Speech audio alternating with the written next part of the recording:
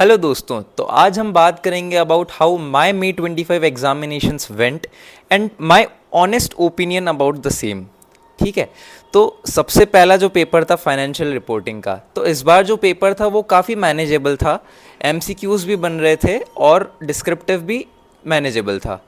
तो it was on a easier scale क्योंकि questions काफ़ी मॉड्यूल से ही थे। हाँ, एक चीज़ का ज़रूर ध्यान रखना कि पेपर बहुत लेंदी आया था इस बार। तो एफआर का वैसे भी जनरली लेंदी ही आता है पेपर। तो आप लोगों को ये ध्यान रखना है कि आपको अपनी स्पीड पे शुरू से ही वर्क करके रखना है। मतलब जहाँ से आप पेपर स्टार्ट करते हो वहाँ से लेकर एंड तक आपको स्पीड मेंटेन करके रखना है। और आपको एक चीज़ का ध्यान रखना है कि आपको एफआर के पेपर या इनफैक्ट सारे जितने भी पेपर हो, आपको पूरा 100 मार्क्स का अटेम्प्ट करने की कोशिश करनी है।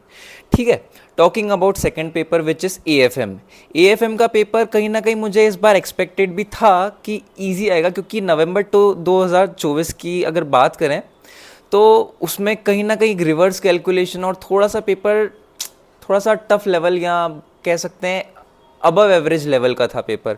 तो इस बार कहीं ना कहीं ऐसा एक्सपेक्टेड था कि पेपर थोड़ा सा लाइट रहेगा पिछली बार से, और वैसा ही हुआ। इनफैक्ट काफ़ी काफ़ी इजी पेपर लगा मुझे तो। और पेपर मतलब यूँ समझो कि एमसीक्यूज़ भी बन रहे थे एंड इनफैक्ट जो डिस्क्रिप्टिव था वो भी कहीं ना कहीं मॉड्यूल्स ही कॉपी पेस्ट था। तो ऐसी कोई बड़ी बात नहीं थी एएफएम के पेपर में।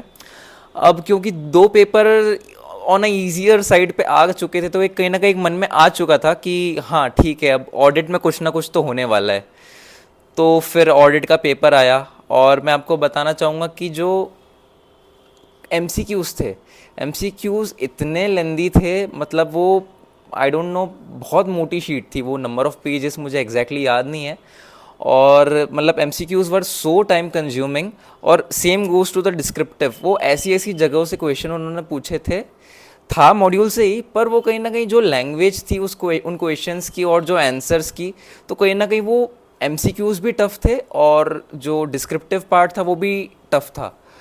तो ये वैसे एक्सपेक्टेड ही था कि ऑडिट का टफ ही आने वाला है, क्योंकि अगर ऑडिट का भी अगर मैनेजेबल या इजी, इजी तो नहीं था, इजी तो कभी आता भी नहीं होगा, आई डोंट थिंक सो।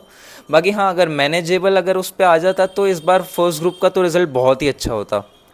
तो ऑडिट का मैं कहूँगा कि फर्स्ट ग्रुप में सबसे जो खतरनाक, इनफैक्ट बोथ ग्रुप्स का जितना मेरे दोस्तों से भी मुझे पता चला कि हाँ, ऑडिट का ही सबसे टफ रहा था इस बार। तो लेट्स सी क्या होता है।